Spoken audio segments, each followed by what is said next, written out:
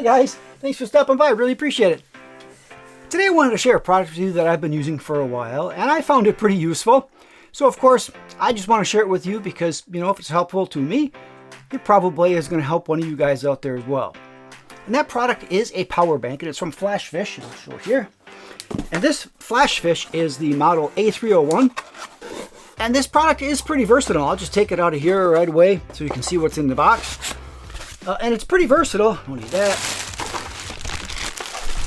And it is pretty small as well. It's got a nice form factor here. It's got a lot of pretty cool features. I don't need that. Take it out of here. I don't need that. So here is the power bank itself. And it's just a dandy looking little power bank as well. It is pretty portable. Has some nice features, and again, we'll talk about the specs here just in a second, but I'm going to grab the other components out of this box so you see what's in it.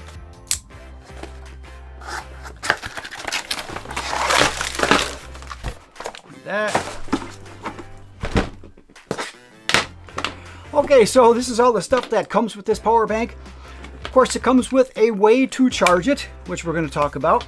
Comes with two DC adapters, one so that you can use it to run other DC devices. Another one is actually a charger so that you can charge, for instance, from your car and plug right in. So that's what this adapter would be for. Comes with a USB-C to USB-C power cable, which we'll talk about here as well. And then comes with a manual. Not a heck of a lot in there, but it does go through and tell you some of the functions, some of the things that you can do, can't do, things like that. So let's start out first and just talk about the specs a little bit. And also, before I forget, it also has available, let me get this out here again, a solar panel that goes along with it for charging it. And boy, I really like this as well. The combination of this is really cool. So first I'm going to talk about the specs just a little bit of the power bank, and then I'll come back and talk about the solar charger.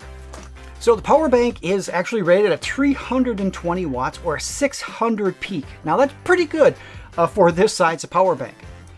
And what we're going to do is I do have a watt meter, and we're going to go ahead and plug it into the AC ports. You can see that there's two ACs over here, one grounded and one not. You also have the charging port here, and we'll show that in a minute. You also have 6 connections on the front as well, and you can use those in different ways. You have 3 USB-As, you have 2 DC ports, and then you have one USB-C high power port in the middle. And again, we'll talk about that one specifically in a few minutes. There's also a wireless charging pad up on top here, which is something that I miss on some of my other smaller power banks. That's really convenient to have that up here. And on the back, there's an LED lantern light that you can turn on continuous, flash and SOS pattern, or there's a strobe function as well. So to turn the unit on, you simply push the on-off button. The power will come on. You'll notice that this is at 100% because I already charged it once with the solar charger. I love it. I really do love that solar charger. And again, we'll bring that in a second. And then to turn the AC outlets on the side, you go ahead and push that and hold it. That will turn the AC ports on so that you can use these end ports. So when I press that AC button to turn the AC on, you'll notice that it now says AC and DC here, so you'll know which one of these are live. And after a little bit, when the DC ports become inactive, it will automatically shut off the power to those DC ports, assuming that you have the AC ports in use because you've turned it on. So if you want to turn the DC ports back on, go ahead and double click, and you'll notice that the DC light will come on again, now telling us that we have not only the AC ports on the end live, but we also have the DC ports here live as well. So the important thing is, of course, when you use a power bank, what happens when you plug things into it, right? Does it actually power them? Does it work or not? So let's just go ahead and I'll put a few things out here. We'll plug it in so that we can see what the power bank does when you start loading it up. So the first thing I did here was plug in a power strip to a watt meter, which then the watt meter gets plugged in through a little cord here into the power bank, just so that we can record the actual watts that this is producing while we're trying to charge things. Also, what I've done is I do have a USB power strip here, which simply plugs in, and then it gives me all these USBs that I can charge, so instead of having to have all these wall plugs. And then one on the end is a kind of a higher charger one as well, a fast charge if you will. And I'll put all the links for these little gadgets that I use all the time in the description in case you're interested in those. But of course, the reason I'm doing this is because I want all of the power to come through this one AC port so that we can see it on our watt meter just to see what we're pulling for all this stuff charging at the same time. So let's continue on. Cool. So we have multiple devices now plugged in, and they're all plugged in through this AC port here through the end. We have multiple batteries for drones. We have multiple remotes for the drones. We have a tablet, a Samsung tablet here, also charging. Now I did not plug in the laptop yet because that uses a different little port and I want to save that for later. But even with all this stuff plugged in, we're only using 19.4 watts out of a 320 watts available through this AC outlet. So that is not much. It's not taxing it at all, right? So that's just to give you some idea, if you're plugging some things in, what capacity something like this could have. And we're down, you can see it just ticked down to 99%. So it's not even taxing this at all. So you could run this a long time. One thing to note is that on the end of here as well, there is a fan that's built in, which will come on if it gets a little higher wattage. It immediately kicks in if it senses a certain amount of wattage, I believe. Now it's not super loud, but it's not super quiet either. So when that comes on, you're gonna hear it here in the studio for sure. Of course, to test this a little bit more, I'm gonna go ahead and plug in a hairdryer into here to give us a true resistive load. That'll just give us a little more pull on this power bank, give it a little more. See if we can kick this fan in on the end. All right, so I did get the hairdryer here, and we're going to go ahead and turn this on. And I know it's going to overpower it because this is like a 1200 watt hairdryer here. But what I'm going to do is I'm going to put it on the cold setting, on and off a little bit, just so we can pump this up, and we'll watch this meter to see what it does here. Right now, with everything charging, it's sitting at 40 watts. So some of these devices obviously are pulling a little bit more power now as this is sitting down here. So let's go ahead and turn this on, and we'll watch this meter.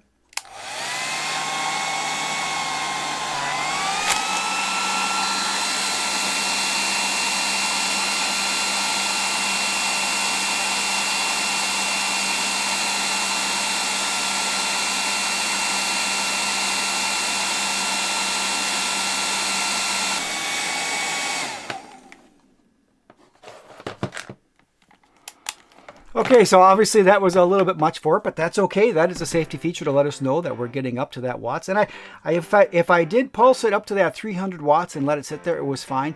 But when it went over, it kicked off immediately. So that 320 watts coming out of there is probably fair. Now also what I want to do in addition to that is I want to try out this USB-C, this high power port, make sure that it powers PC as well. So let me go ahead and plug that in. And we're going to go ahead and turn the DC back on since it kicked off that AC as well. But the PC is charging now. It's coming through this USB high power port, this 100 watt port here.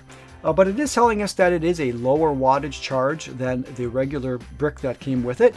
It's a little bit more power than that.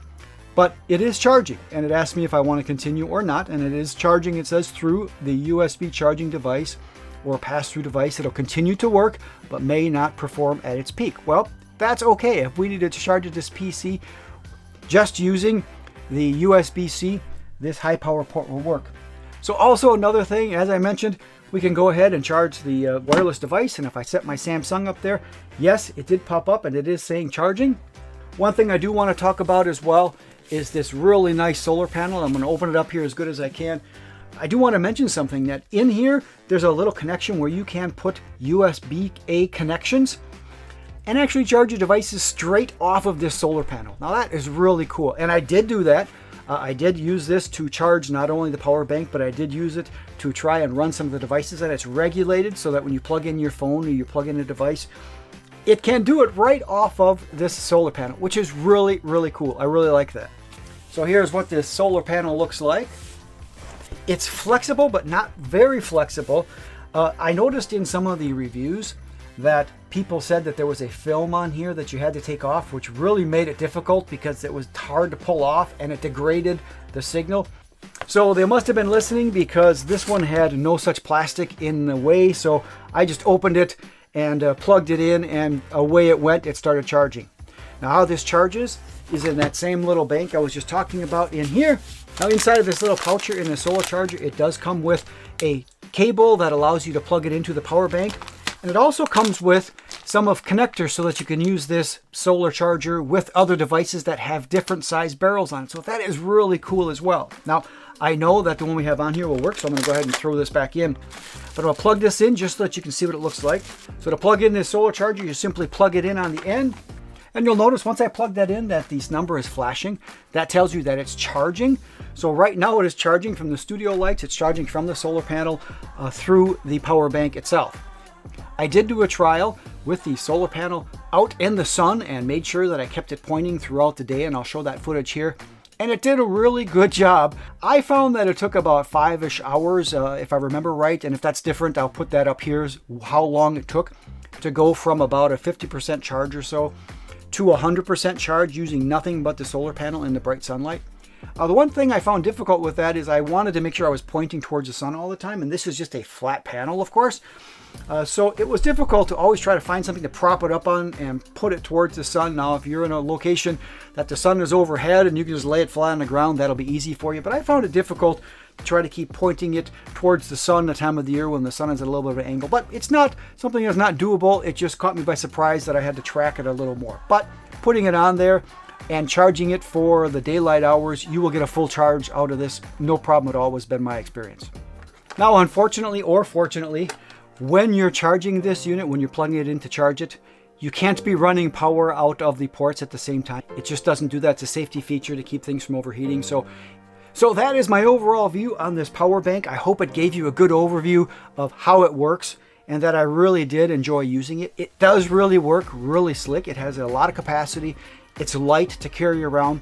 This solar panel for charging it is dandy. I really like it. So if you're ever going to run out and do camping, or if you're going to be out remotely like I do and you're going to run drones, for instance, and you want to keep batteries on a charge, or you want to run a TV in your garage for a party or some lights or something like that, this is definitely a viable alternative. Now, it is on sale, and the nice people at FlashFish were also nice enough to give us a discount that is unique for AlienDrone viewers only. I was really happy that they were gracious enough to give us this kind of a discount. So if a power bank like this is in your future, check this out. I will put that price up here, what it comes down to when you go on Amazon and get your discount and your AlienDrones exclusive discount. But it is a really good deal. Now, the solar panel is not included. This is a separate device, so you don't have to buy that if you want. But if you do want to buy this solar panel, this watered solar panel, I would recommend it. It is really slick. It really does work.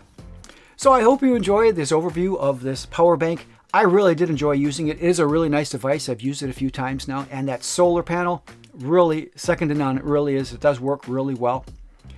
And of course, I'll put the links in the description if it's something that you want to check out, because right now with this deal, it is a pretty good deal. If you're interested at all, now's the time to get it with that exclusive AD discount. Now, I'm going to be doing more items like this, more power banks, more drones, more cameras, things like that. And of course, along with more FAA news.